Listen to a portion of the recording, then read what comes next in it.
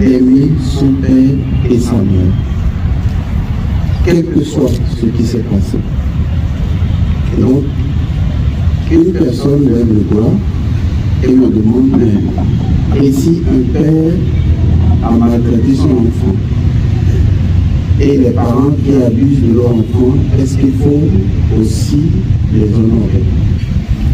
Alors je vais répondre en disant,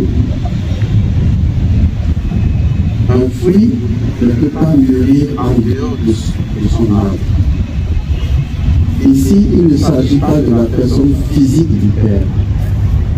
Le jour où vous arrivez à changer votre sang, c'est-à-dire vous réveillez un matin et vous dites, aujourd'hui, moi j'ai le sang de mon père et de ma mère, mais à partir de maintenant, j'enlève tout le sang qui est dans mon corps et je remplace le sang par un sang quelconque. Le jour où vous pouvez le faire, alors vous pouvez vous passer de l'énergie de vos parents. Si vous ne pouvez pas le faire, quel que soit ce que vos parents ont été, ils représentent fondamentalement d'abord des principes. Et donc, vous ne pouvez pas croître en dehors de l'amour, du respect envers vos parents. L'amour, c'est l'amour inconditionnel. Vous ne les aimez pas forcément pour eux, vous les aimez parce que c'est ce qui doit être fait, pour que l'équilibre soit.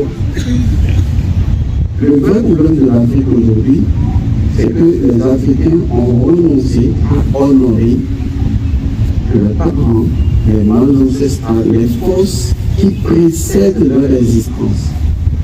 Or, si ces forces ne sont pas honorées dans leur fertilité, dans leur virilité, en tant que principe, eh bien, votre vie sera complètement déséquilibrée. Parce que c'est les deux forces-là seulement qui conjuguent toutes les choses de votre existence. Qu'est-ce que vous pouvez faire sans fertilité? Dites-moi. Un projet, il doit être fertile. La réflexion, elle doit être fertile. La logique, elle doit être fertile. Qu'est-ce que vous pouvez faire sans la virilité? Impossible. La virilité, c'est le pénis d'Osiris. C'est tout ce qui est lié à l'évolution, avancer vers la hauteur.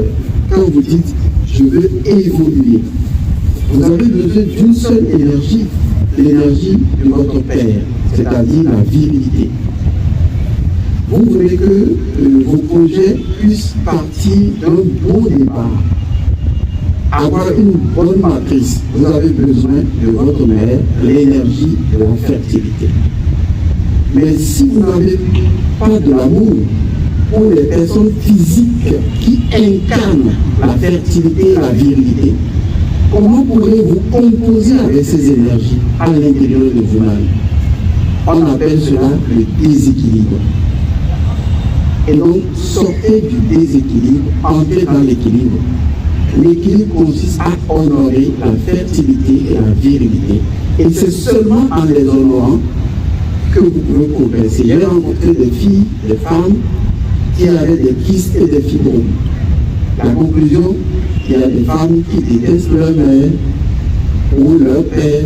Vous ne pouvez pas avoir des comportements émotionnels désagréables et espérer avoir une bonne santé vaginale, par exemple. Parce que votre père est en vous, votre mère est en vous, le père de votre père, la mère de votre père sont en vous, idem pour votre mère.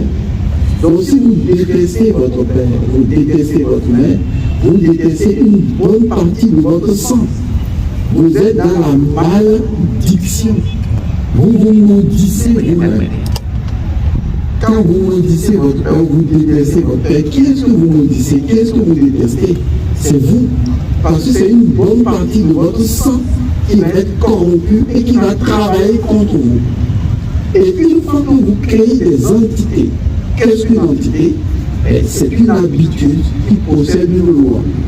À partir du moment où cette habitude devient votre loi, votre référence, et bien, ça crée en vous des énergies conflictuelles.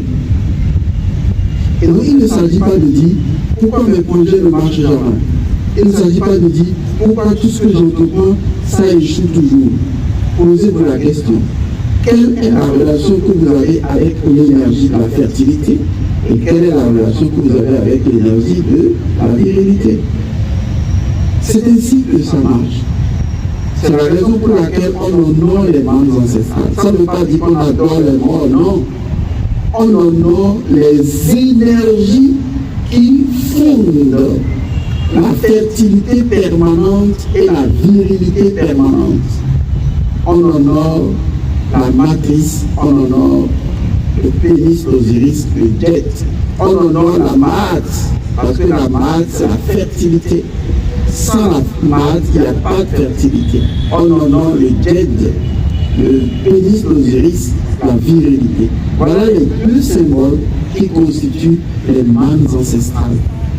Voilà, donc il faut que vous compreniez ce que vous faites. Si vous ne comprenez pas, soit vous allez le faire mécaniquement, soit vous ne le ferez plus, et ensuite vous allez vous demander pourquoi les choses ne marchent pas. Vous êtes un champ. Rappelez-vous, vous êtes un champ. L'histoire du jardin d'Éden, c'est vous. Quand on dit Dieu a créé un champ, il a mis Adam et Ève, c'est les conneries. La véritable histoire, vous êtes le champ. Votre esprit est Adam. Votre âme est Ève. Le serpent représente l'énergie de la création. Et donc, comme vous êtes un champ doit être fertile. Si le champ n'est pas fertile, rien ne peut virilement pousser sur le champ. Donc, il faut la fertilité pour que les choses poussent dans le sens de la virilité. C'est important. Vous êtes un champ. Posez-vous la question, est-ce que mon champ est fertile? Est-ce que mon champ est viril? Qu'est-ce qui ne va pas dans mon champ? Et ne dites pas, oui, je veux avoir tel projet, je veux avoir tel besoin. Mais si vous n'êtes pas en équilibre, comment pouvez-vous l'avoir? Donc la question se pose, est-ce que vous êtes en accord avec vous-même? Bien.